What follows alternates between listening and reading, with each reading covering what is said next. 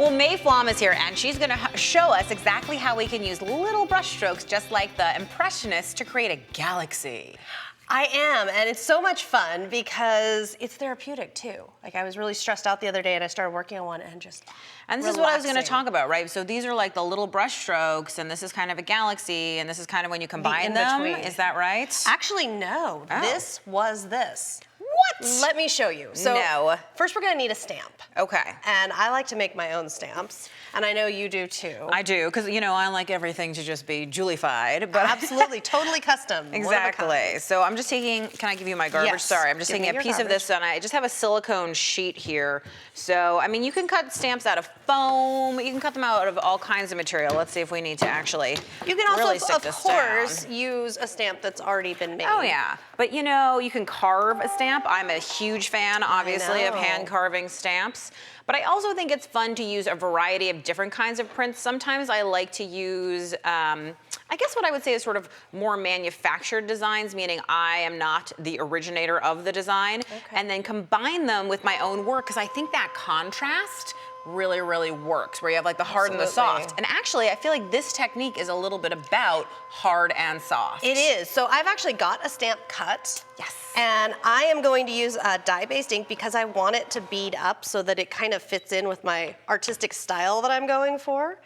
And I'm going to just stamp onto this. This is watercolor paper that I've got here. And look how it makes like all the fun little... I was gonna say, because it's watercolor paper and it's cold pressed, so it has that bumpy texture. Right, so you can really get some fun textures, which I think is important. You know your supplies. That's where, because that's like where knowing... hot press paper, flat, cold press paper, cold, and or bumpy. And people always say, is there a right or a wrong?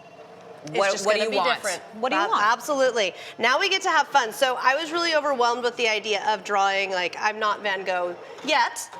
Working on it. Working on it. Working on it. So I got a little overwhelmed with the idea of making a whole scene. So I'm starting small with a cutout watercolor paper, and I'm just gonna do, you can do any direction you like. I like having the stamp there because then what I'll do is just do little dots and little dashes in different lines, and I'll just start somewhere, start anywhere. That's what I tell people about art all the time anyway, but you're just gonna go around like so, and I'm using watercolor markers, and you're By gonna... the way, I made you a beautiful stamp. Oh, thank you. I'll use a leaf on my next one.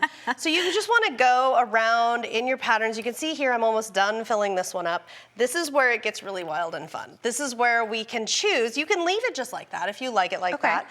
If you want a little bit of water, you can spray a little bit, and you'll start to see... Because a watercolor marker is going to be water reactive. And that's why the watercolor paper, so that we can get a little reaction, as you can see. Ooh. If you add more, as you add more, it's gonna keep blending. So this is what's really exciting is you can see here on this one, I've added, you can see the design there. I've added a lot more water over here, so it gets really blended, but then over here you can still see the individual dots. This is where it gets really exciting. This was exactly like these. I just added more water, so a lot more water, and you get it. So that I can actually see there's some dripping here too. Yes. So if we were to arrange these in order, it would almost be like a little bit of water, medium water, and then a lot. And basically, you get to determine the effect that you want. Pick your adventure. And what I love about this is I could not get Galaxy that good when I was trying. But if I do the dots and the dashes and just keep adding water, it turns out so good. Where did this heart come from? This heart I cut out with my electronic cutting machine. Okay. I find that just to be really effective, and I like to cut them in big batches. Did you decorate it first, or did you decorate it cut after? Cut out first, just like the stars. Oh, so it was blank just like that. Yeah, just like the stars. So I like to, this is just one way, because I do like to do smaller scale at times. I was going to say, you actually have also there's a bunch of different ones. Those guys are stuck sticky. these two together. They just are guys so in playing. love They with are. each other. So this one is, again, the Galaxy or more blown out. It did begin, but you can see how those little dots of blue just peek in here and there, and it's kind of purpley where the blue and the pink mix. It's so much fun, but what I like to do is I'm going to just pick, let's see. So you have some text stickers. I you like could use text stamps. stickers. You could use book pages. You could use so many different things to get those words that you're looking for. I always travel with text stickers. I'm funny about it.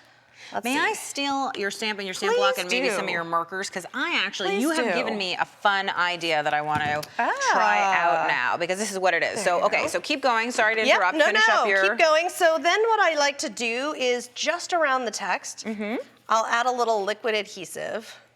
Just a little bit, because we don't need, I mean, we can, like my Galaxy one here, we can go all around, or we can just do a part, or even on this one, I started playing with what if I do dots and dashes all around, and then I just get into my little embellishments, I don't know, whatever you like, buttons, beads, sequins. I love embellishments. I love earrings and jewelry. And it's like embellishments are the same thing. And when people say like, what should you put on? It's so hard to know. I think the answer is the same as how you decorate yourself a little bit. Well, actually, I go a lot more wild on Do you really? I do. I tend to be really boring. So like if you were your card, you'd have purple hair. Is that what you're saying? People would not expect how I dress to match all the colorful things I do. But look here, you can just add a few little details and it comes together so quick.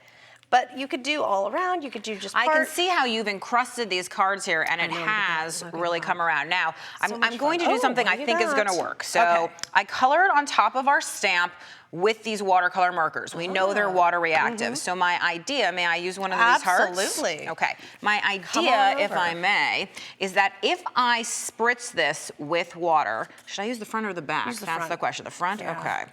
So if I spritz this with water and it's nice and wet, then what's gonna happen is that this marker, well, do you think it's gonna work? I think it is. It's a gamble. It might be. But that's the thing about being an You have artist. to I think take it's the gamble. about experimenting to see oh, it's stuck. Let's find out.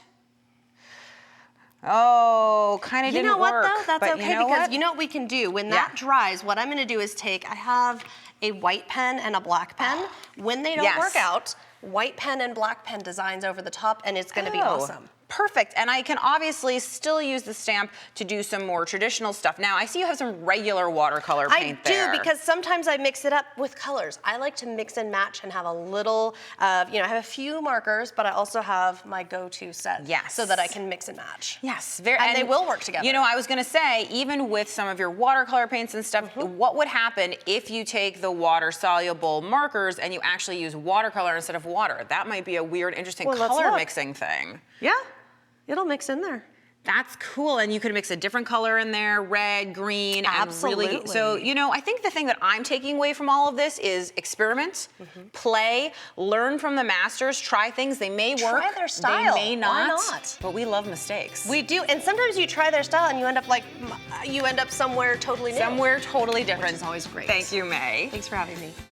Brother International Corporation is the maker of the Scan and Cut home and hobby cutting machine with a built-in scanner and is known for supplying innovative sewing and embroidery machines.